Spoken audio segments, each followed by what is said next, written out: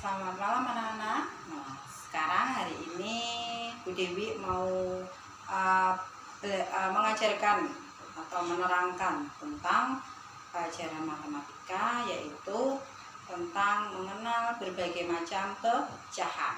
Pecahan itu ada 4 jenisnya. Pertama, yang kemarin Bu Dewi terangkan, pecahan biasa. Yang kedua adalah pecahan campuran. Yang ketiga adalah pecahan desimal, dan yang keempat adalah persen. Nah, yang pertama dulu ya. Yang pertama adalah pecahan biasa. Kemarin pecahan biasa itu terdiri dari pembilang dan penyebut. Pecahan biasa ini dibagi menjadi 2, yaitu pecahan murni dan pecahan tidak murni. Nah, ini ada 2, yaitu pecahan murni dan pecahan tidak murni. Contohnya seperti apa pecahan murni? Pecahan murni itu pembilangnya lebih kecil daripada penyebutnya. Berarti A disimpulkan ya lebih kecil dari B. Kalau pecahan tidak murni itu adalah pembilangnya lebih besar dari penyebutnya. Jadi A lebih besar dari B. Sebagai contoh seperti ini. Ini contoh pecahan murni, yaitu seperti 1/3 atau 3/4 atau bisa lagi 6/7 dan lain-lain. Hanya pembilangnya lebih kecil daripada penyebutnya. Kalau pecahan tidak murni, contohnya adalah pembilangnya lebih besar dari penyebutnya. Seperti contoh seperti ini misalnya 8/7. Ada lagi misalnya 13/6. Ada lagi misalnya 28/14. Nah, seperti ini. Ini contohnya pecahan tidak murni. Kedua adalah pecahan campuran. Apa itu pecahan campuran ya anak-anak? Pecahan campuran itu adalah pecahan yang terdiri dari bilangan asli dan pecahan biasa yang murni. Sebagai contoh seperti ini. Contoh ya. Misalnya 1/3/4. 1 ini adalah bilangan asli. 3/4 ini adalah pecahan biasa yang murni. Nah, ini namanya pecahan campuran, terdiri dari bilangan asli dan pecahan biasa yang murni. Pecahan campuran ini bisa dirubah menjadi pecahan biasa yang tidak murni. Sebaliknya nanti seperti itu. Nanti kalau ada pecahan biasa yang tidak murni, bisa dirubah menjadi pecahan campuran. Sebagai contoh ini 1/3/4. Kita rubah menjadi pecahan biasa yang tidak murni ya. Ini dirubah menjadi pecahan biasa tidak murni. Caranya seperti ini anak-anak. Yang bilangan asli dikalikan dengan penyebut, terus ditambahkan dengan pembilang. Itu hasilnya ditaruh di atas sebagai pembilang. Nanti penyebutnya sama, tetap 4 ya. Sebagai contoh, 1 dikali 4 itu 4, ditambah 3 itu 7. Ini sebagai pembilang. Penyebutnya tetap 4. 7/4. Nah, ini menjadi pecahan biasa yang tidak murni. Sebaliknya jika ada pecahan biasa yang tidak murni, bisa dirubah menjadi pecahan campuran. Misalnya Dewi kasih contoh 8/7. 8/7 ini pecahan biasa yang tidak murni, dirubah menjadi pecahan campuran. Caranya dibagi. 8 dibagi 7. 8 dibagi 7 dapat berapa? 7 dikali berapa? Yang hampir mendekati angka 8. Tidak boleh lebih.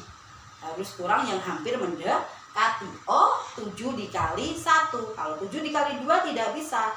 Berarti 8 dibagi 7 dapat 1. berapa? 7 kali 1 itu dapat 7. Sisanya ini padahal sampai 8. Berarti sisanya masih sisa 1.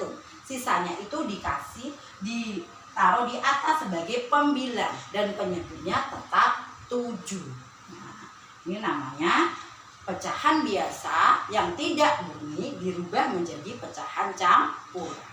Jelas anak-anak sampai sini? Baru dari tadi pertama pecahan biasa, yang kedua pecahan campuran. Ya, anak-anak adalah pecahan desimal.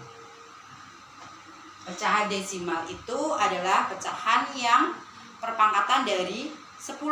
Pangkatnya 10, penyebutnya itu dari 10, 100, bisa 1000, perpangkatan dari 10. Itu adalah pecahan desimal dan ditandai dengan angka koma. Ya, pecahan desimal itu ditandai dengan angka koma. Sebagai contoh, misalnya di sini 0,5. Misalnya 0,5 berarti ini penyebutnya adalah 10 karena di belakang koma itu ada 1 angka. Kalau di belakang koma ada 1 angka, berarti penyebutnya per 10. Ini bisa dirubah menjadi pecahan biasa. Nah, ini penyebutnya per 10, belakang koma 1 angka. Oh, 5 saja. Berarti di sini 5 per 10 bisa dirubah menjadi pecahan biasa. Kalau 0,5, belakang koma 1 angka, berarti itu penyebutnya 10, pangkatnya 10 pangkat 1, 10 saja. Misalnya lagi ada 0,05. 05 berarti belakang koma 2 angka. Kalau 2 angka berarti penyebutnya berapa? Perpangkatan 10, berarti per 100. Makanya tetap 5.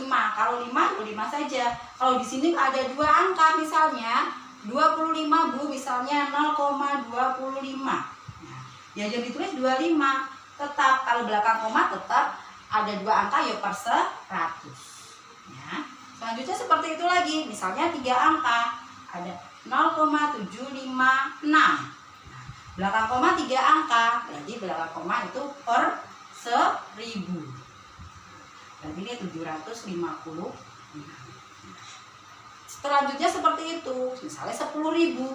Nah, 10.000 misalnya 0, di sini misalnya 0,8979.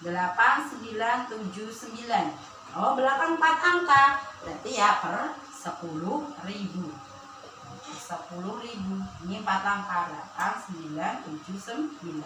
Sesuaikan dengan angka di belakangnya. Bu, kalau di sini ada 000 ditulis angka yang aslinya saja. 0-nya tidak usah ditulis, tapi penyebutnya tetap dihitung sesuai belakang koma ada berapa angka. Jelas anak-anak untuk pecahan desimal ya, perpangkatan dari 10 yaitu ditandai dengan tanda koma. Keempat adalah anak-anak adalah persen. Persen itu adalah penyebutnya dengan berpenyebut 100. Kalau persen pasti penyebutnya adalah per 100 dan ditandai dengan seperti ini anak-anak. Kalau persen ada tandanya seperti ini. Ini bacanya dibaca persen ya, dibaca persen. Nah, misalnya seperti ini contoh. Contoh misalnya ada 32,5%. Nah, kamu nanti bacanya 32,5%. Nah, dibaca ditulis 32,5%. Nah, bacanya seperti itu ya anak-anak ya. Terus misalnya ada lagi. Misalnya lagi adalah 36%. Nah, bacaan kalian ya, ini dibaca, ini suruh baca ya, berarti 36%. Ditulis pakai huruf ya, nggak pakai bilangan. Nah, kalau misalnya ada seperti ini dibalik, ada misalnya dengan kata-kata, dengan kalimat, berarti kamu nulisnya seperti pakai angka. Kalau suruh membaca berarti kamu tulis pakai huruf. Nah, itu adalah untuk persen. Penyebutnya adalah per 100.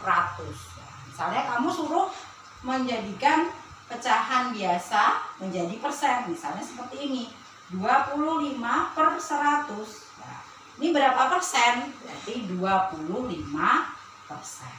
Nah, karena penyebutnya per 100, juga langsung 25%. Misalnya lagi seperti ini. 80/100. Nah, ini berarti 80%. Dan seterusnya. Terima kasih anak-anak. Pelajaran dari Bu Dewi hari ini cukup sekian. Terima kasih. Jika ada kurang-kurang kata atau kurang-kurang Bu Dewi dalam menyampaikan materi, bisa dibaca lagi materinya di sini di LKS kalian di halaman 11 dan di halaman 12. Untuk tugas dari Bu Dewi untuk besok pagi yaitu kalian kerjakan Ayo Berlatih 4 di buku tugas kalian ya, di buku tugas kalian, di buku tulis, dan ditulis jawabannya saja dengan caranya. Kalau pakai caranya dipakai caranya ya. Semoga bermanfaat pelajaran hari ini dari Bu Dewi. Tetap semangat, tetap jaga kesehatan, tetap belajar di rumah, jangan pantang menyerah, jangan pantang putus asa. Walaupun kita di sini dalam kondisi pandemik saat ini, kita harus tetap semangat, tetap mau belajar, tetap mau berusaha, tetap jaga kesehatan. Sekian dari Bu Dewi. Wassalamualaikum warahmatullahi wabarakatuh.